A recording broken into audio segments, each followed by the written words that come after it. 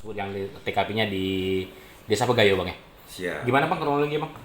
Baik, berdasarkan laporan daripada ibu korban yang mana pelaku dari orang tua tiri dari suami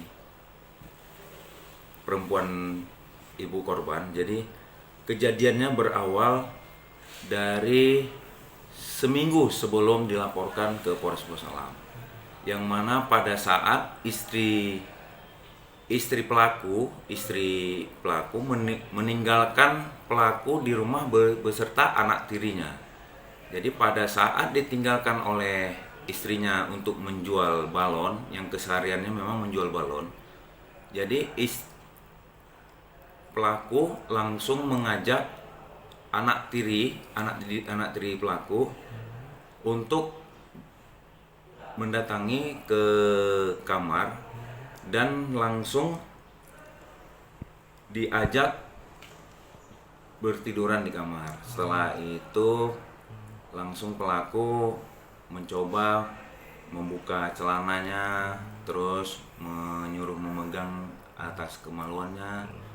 Terus adalah dilihat oleh berapa kali pun telah dilakukan oleh pelaku dan dilihat oleh anak tiri yang nomor 2 yang lelaki. Memang pada saat melakukan tindakan asusila tersebut, jadi ada anak tiri pelaku langsung melihat bagaimana cara pelaku untuk melakukan asusila terhadap anak tiri. Artinya ada saksi ya, Bang? Ya, jadi ada saksi baik dari adik. Jadi mereka ada kembar. Jadi atas nama yang satu tersampaikan Nusa Bunga, yang satu lagi yang lelaki, jadi mereka kembar siam.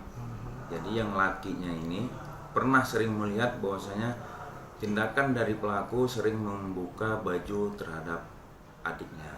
Jadi dari situ saksi dari abangnya melaporkan kepada ibunya dan ibunya langsung sempat mempertanyakan atas tindakan pelaku.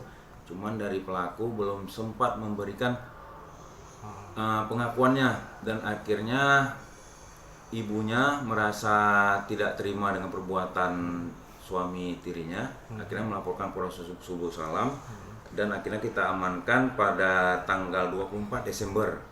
Kebetulan pelaku sedang pergi berjamaah di musola di Kecamatan Penanggalan. Memang kejadian itu dari tanggal diketahui oleh ibu korban di tanggal 18 Desember 2021 di hari Sabtu. Kejadiannya di hari Sabtu, diketahuinya pukul 12 malam. Korbannya usia berapa? Untuk korban di sini kita melihat kalau berdasarkan ini baru berumur 11 tahun. 11 tahun. Berarti masih duduk di kelas 5 SD. Ya, masih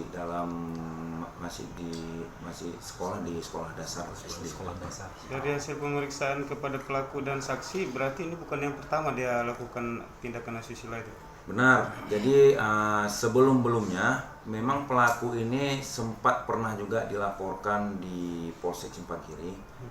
Pernah juga dia melakukan terhadap abangnya yang melihat pada saat berumur sekitar 6 atau 7 tahun. Jadi memang perlakuannya ini memang sudah keseringan, bukan karena spontan. Jadi dia karena ketagihan. Jadi kayak seperti ada kesalahan dalam psikiaternya ataupun memang ada secara psikologi mungkin. Nah, pengakuan dari si korban sendiri, Bang?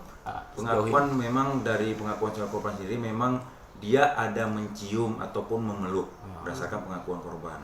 Cuman sampai saat ini lagi kita dalami oleh penyidik, yang mana kita telah menemukan 2 alat bukti untuk menaikkan status tersangka, baik transaksi, hasil visum, dan keterangan saksi lainnya. Ada pendampingan khusus nggak terhadap anak ini, Bang?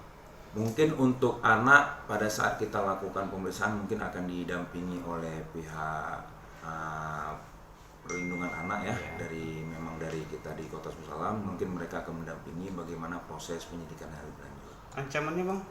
Baik, untuk ancamannya yang kita berikan terhadap perkara ini, pasal diterapkan adalah pasal 49 junto pasal 47 dari Kanun Aceh nomor 6 tahun 2014 tentang hukum jinayat.